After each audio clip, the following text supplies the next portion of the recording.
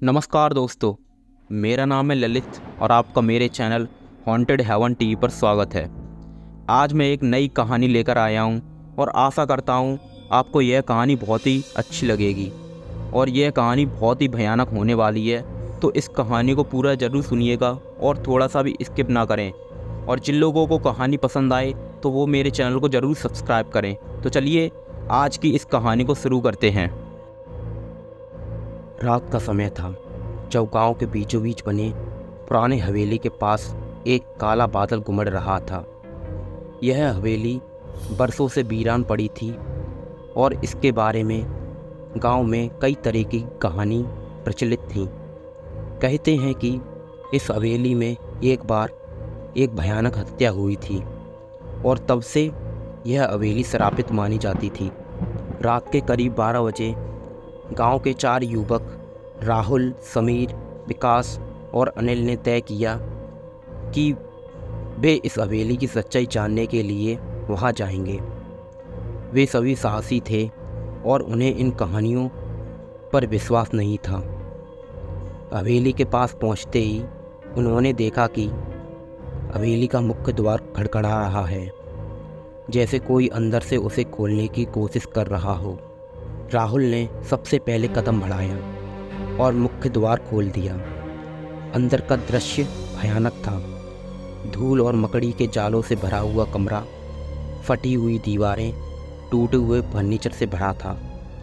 उनकी टॉर्च की रोशनी में हर कोना और ज़्यादा डरावना दिख रहा था।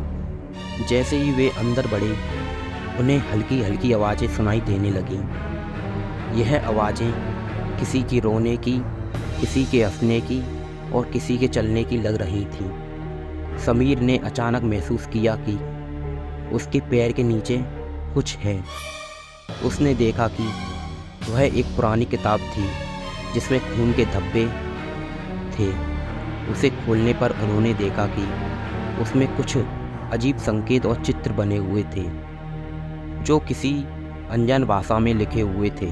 विकास ने सुझाव दिया कि हमें और अंदर जाना चाहिए।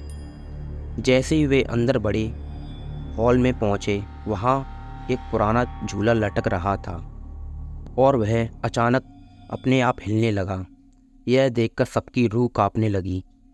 अनिल ने हिम्मत करके उस झूले को पकड़ने की कोशिश की, लेकिन जैसे ही उसने हाथ लगाया, झूला और तेज़ी से हिलने लगा।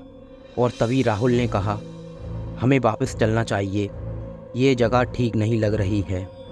लेकिन विकास ने इस चुनौती की तरह लिया और कहा, हम इतनी जल्दी हार नहीं मान सकते, चलो ऊपर की मंजिल पर चलते हैं। सीढ़ियाँ चढ़ते हुए उन्हें हर कदम पर अजीब अजीब आवाज़ें सुनाई दे रही थीं। जैसे ही वे ऊपर पहुँचे तो उन्होंने देखा कि एक कमरा आधा खुला हुआ था। उसमें से एक हल्की रोशनी आ रही थी। राहुल ने सबसे पहले अंदर झांका। अंदर का दृश्य देखकर उसके होश उड़ गए।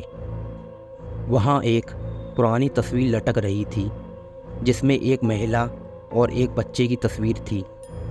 लेकिन जब उन्होंने उसे करीब से देखा तो वह महिला धीरे धीरे मुस्कुरा रही थी और तस्वीर में मौजूद बच्चा रो रहा था। फिर तभी विकास ने कहा, यह सब हमारी आंखों का धोखा है, हमें कुछ नहीं होगा। लेकिन जैसे ही उसने दरवाज़ा को छुआ, दरवाज़ा अपने आप बंद हो गया और वे सब अंदर फंस गए। अंदर का माहौल अचानक ठंडा हो गया।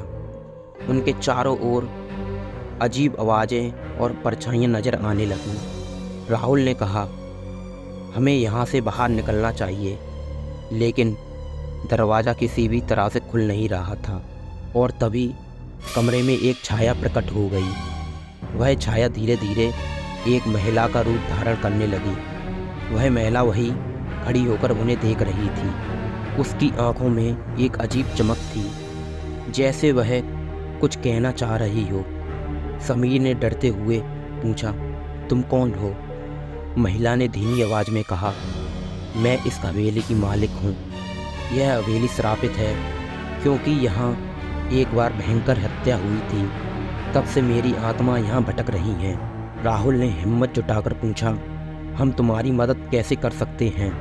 महिला ने कहा, इस किताब में एक मंत्र है जिसे पढ़कर तुम मेरी आत्मा को मुक्ति दिला सकते हो। उन्होंने तुरंत किताब को खोला और उसमें दिए गए मंत्र को पढ़ा।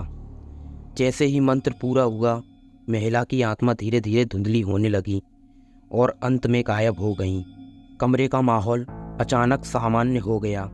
दरवाज़ा खुल गया और वे सभी बाहर आ गए। बाहर आकर उन्होंने राहत की सांस ली।